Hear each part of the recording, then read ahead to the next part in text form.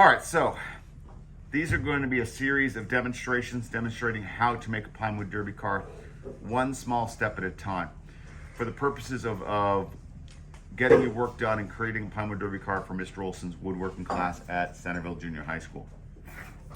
First off, these videos are probably only going to be good for the year 2022-2023 because this block of wood is going to be slightly different than the ones in the future. So this is going to be a short-lived video series.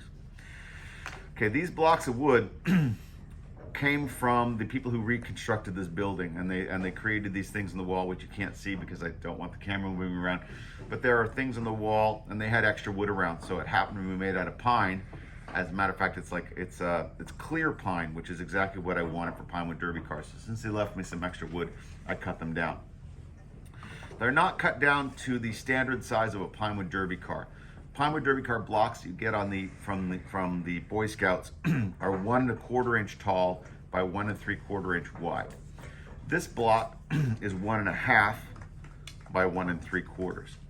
What is important here is that the wider dimension, this one right here, because this is wider than it is tall, the wider dimension is the width of the car. The car is 1 3/4 inch wide, and that is really important because if you don't do it that way, I'm not going to move you forward. Because if your car was like this instead, it's not going to roll down the Pinewood Derby car track later on.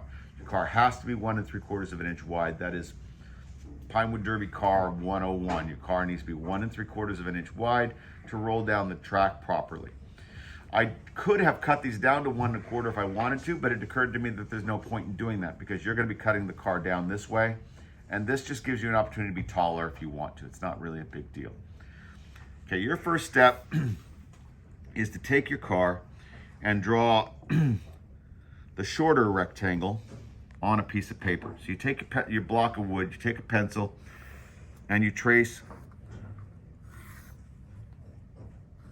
This is the shorter side, which is 1 1/2 inches tall.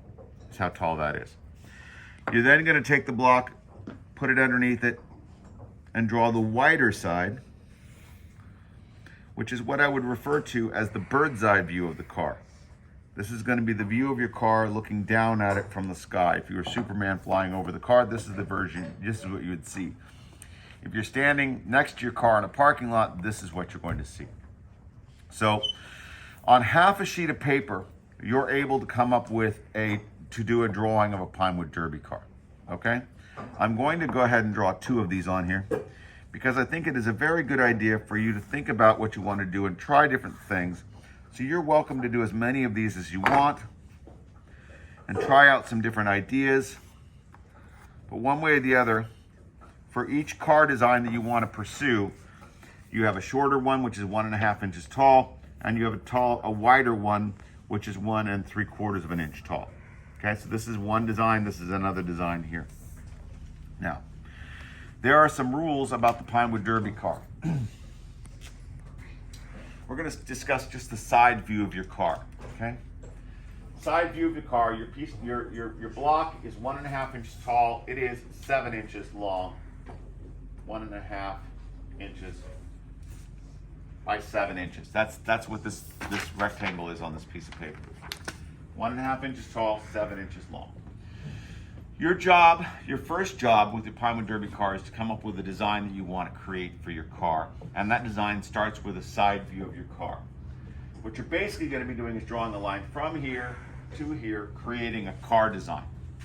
Okay, so that's basically what you're doing. That's the minimalist kind of description of what you're doing is you're drawing a line from here to decide what your car is going to look like from the side.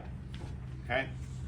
But there are some very specific rules that you must follow in order for me to sign and let you move on with the car. Number 1, no point in the front. Okay? So you are not to start your car all the way down at the bottom here, like something like this would be unacceptable, and I wouldn't sign off on that. You must not have a point in the front.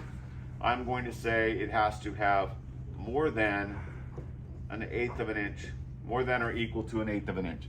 which means that in the front here, I expect this to come down to a flat spot. Same thing in the back.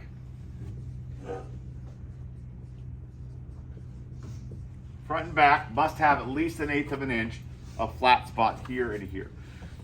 The reason for that is when you're cutting it out with a coping saw, if you try to cut all the way down to the end and you overcut even slightly, then later on when you're having to clean it up and smooth it out, you end up having to take off part of your car you didn't want to.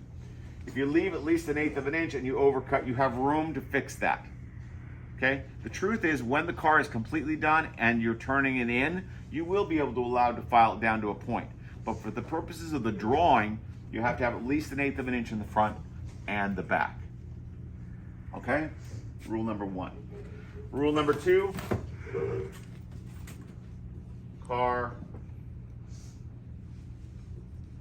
must be 7 inches long unless discussed ahead of time with teacher. Which means that if you want to make your car shorter because you're trying to make a Volkswagen Bug or a Mini Cooper or something specifically, if you have some sort of reason why you specifically want to make your car shorter than that, you have to talk to me about it before you start your drawing.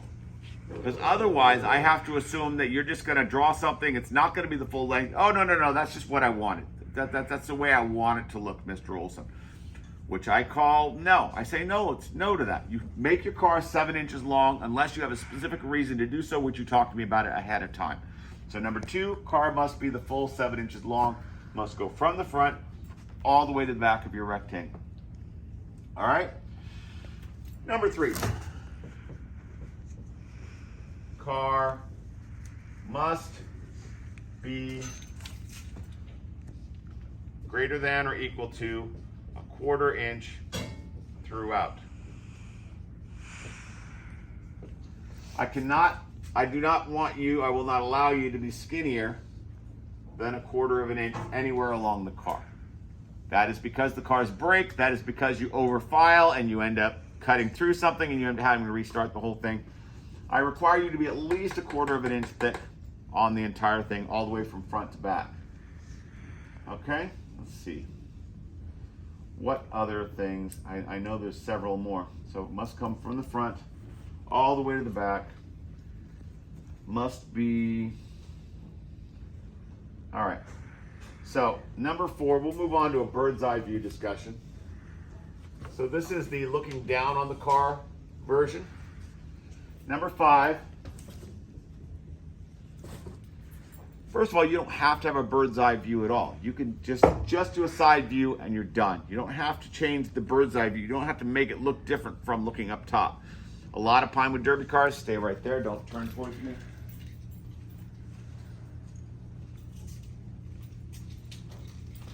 are pretty much just a rectangle when looking down at them. They have a side view, but a lot of Pinewood Derbys pretty much just have a rectangle. This is entirely rectangle except for a couple little spots on the front here. Okay, so you don't have to do a bird's eye view at all. However, if you do a bird's eye view, the car must be full width where axles are to be located. Meaning if your wheel is going to be here, then this right here has to be the full 1.75 inches wide.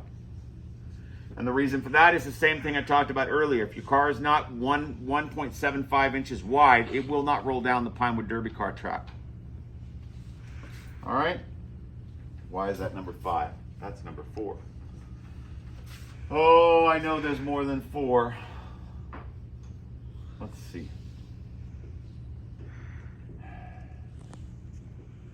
Well, I know there's more than 4, but we're going to stick with these 4 for right now. I will take a moment to point out some stuff about your car. Cars that roll down the track faster are typically heavier. Your car is not allowed to weigh over 5 ounces. which means that most cars end up weighing less than 5 ounces. Once they're done and cut out and put together with the wheels and everything, cars typically weigh less than 5 ounces. So in order to make them weigh 5 ounces, because if you want your car to go fast, you want it to weigh as close to 5 ounces as possible, you'll have the opportunity to drill out holes and add lead weight to your car, okay? If you want to add lead weight to your car, then you need to have some place to put it. So if you were to cut a car that looked like this, which is basically like a 1/4 of an inch tall, you're not going to have any room to drill out holes. Okay, you won't have room to put something, lead weight, in your car. The other thing you should know is that cars typically go a little faster if the weight is somewhere in the back end of the car. So ideally, if you want your car to go fast, you're going to make sure it has a little trunk space. Maybe you've got some aerodynamics to it, where it's kind of leaning down so the airflow goes over the top of the car. But you definitely want to have some space in the back to be able to potentially drill some holes to drop some lead weight in there. Okay, so if your car ends up really thin, you lose out on opportunities later on to make your car weigh a little bit more. All right, that's where I'm going to leave it for right now. That's the first video. So you're going to be presenting me with your drawing. I am going to look at it. I'm going to say yes, no, or whatever I'm going to say. I might actually provide some other additional rules because I'm pretty sure I had 5 or 6 in there before. If so, I'll make sure to announce those in class. But your job is to draw a car design. You're going to get it signed by me. And that is the first step, is to get your car signed off by Mr. Olson. All right?